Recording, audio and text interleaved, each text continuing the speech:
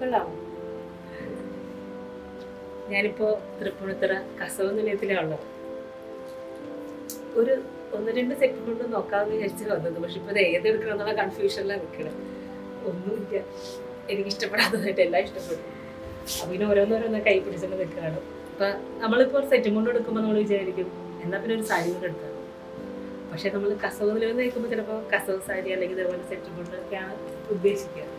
പക്ഷെ മുകളിൽ പോയി നോക്കിയപ്പോഴാണ് ഒരുപാട് സാരി ഇരിക്കുന്നു.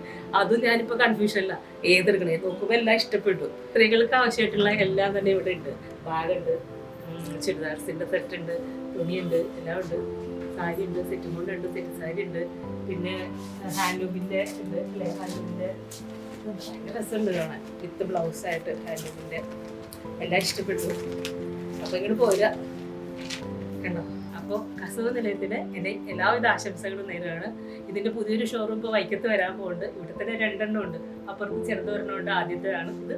രണ്ടാമത് ഇപ്പോൾ തുടങ്ങിയത് പുതിയതാണ്. ഇനിയിപ്പോൾ വൈക്കത്ത് അല്ലേ, വൈക്കത്ത് പറഞ്ഞ വരികയാണ്. വൈക്കത്തുള്ള സ്ത്രീകൾക്കും അതേപോലെ കസവ് നിലയത്തിന്റെ നല്ല നല്ല സെറ്റ് കൊണ്ടുകളും സാരികളും ഒക്കെ ഉപയോഗിക്കാം.